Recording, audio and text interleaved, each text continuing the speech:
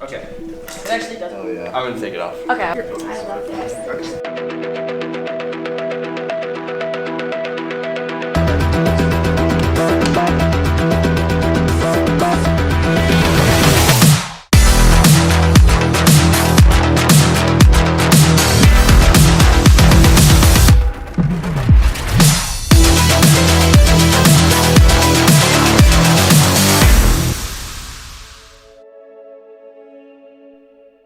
Hey, I'm Isaac and I'm a filmmaker and graduate from Elon University School of Communications in North Carolina.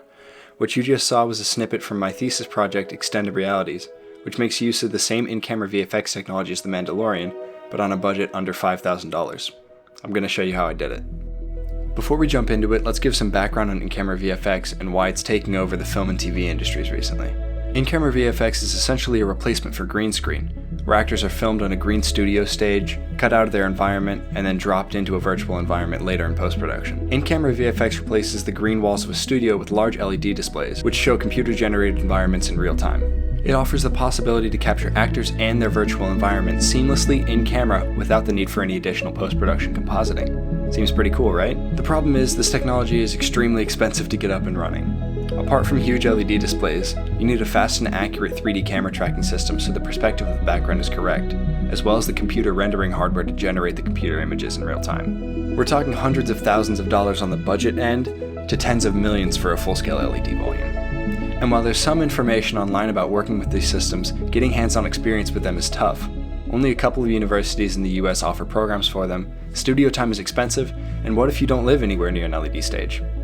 That's where Extended Realities comes in. By using an ultra-short throw projector, consumer-level virtual reality equipment, and a mid-range PC, the cost of getting in-camera VFX is drastically reduced. And while the result may not look as high quality and the shots you can achieve are more limited, the same principles carry over to higher budget productions, and the core software component on Unreal Engine is identical.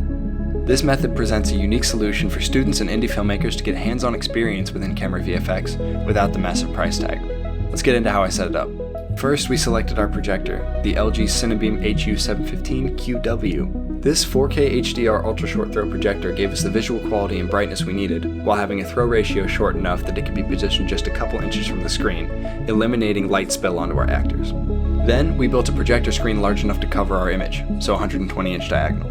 We used an artist canvas stretched over a wooden frame and then coated with a special ambient light rejecting paint.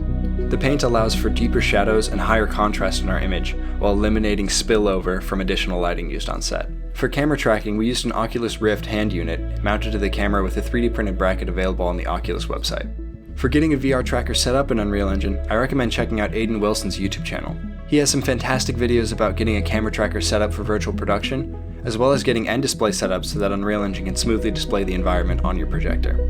There's a link in the description to his videos, as well as to my thesis paper where I walk through each of these steps more in detail. Once the system was set up, it was time to shoot something to see if it worked. Our first shoot made use of just the ultra-short throw projector as the background, a simple apartment interior virtual environment, a couple props, 2 actors, and some additional lighting, namely KinoFlow Divas and an Aperture 300X. The results came out okay, but I wasn't entirely happy with the lighting on our subjects, as well as the camera tracker had a fair amount of error, which led to the background perspective jumping mid-take and ruining the shot, costing us a lot of extra time. So we regrouped and made some changes. Our second shoot made use of 2 additional standard projectors shooting into rear projector screens, as well as a 65-inch LED TV in front to make a sort of wraparound box. We still filmed everything against our 4K LG projector, but the additional screens helped tremendously with creating more interactive lighting on our subject. Also, we had our scene moving down a city street for most of the short, so any errors caused by our less than perfect camera tracking system were a lot less apparent. So, let's take a look at how they each turned out.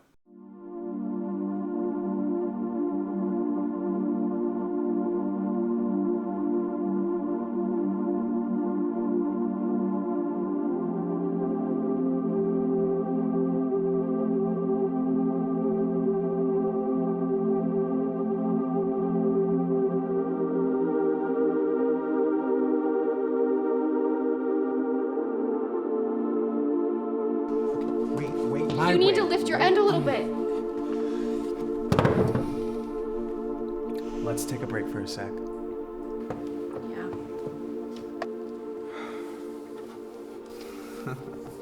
That's what we get for getting a place so high up. Mm-hmm. Declare to make a approach. I really thought we were gonna be away from the noise up here. You're literally never away from the noise up here. Hope it was worth it to you. You know, sometimes you have to make compromises. What? You want to be out on the streets? No! Look, this is way better than the last one. I said no!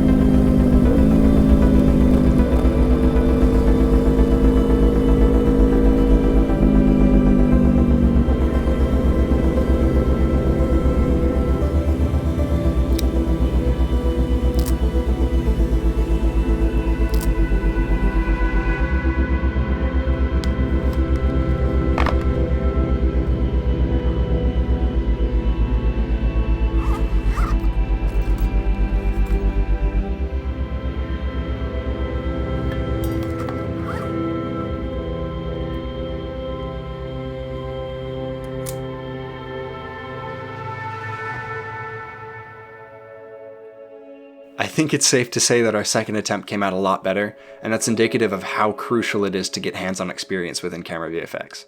In the first short, I learned what worked and what conflicted with the somewhat strict limitations of this approach, and was able to apply them and work around them for the second one. I learned to keep mostly to close-up shots to avoid showing the edges of the screen, and to use more displays to add more dynamic lighting to sell the realism. And I'm sure that another filmmaker could create something even better with more time and practice. If you're interested in doing something like this yourself, I highly recommend checking out my research paper that's linked in the description. It gives a much more thorough explanation of every step in the process, as well as providing some helpful links for further information. Thanks so much for checking out my in-camera VFX project, and best of luck with your own.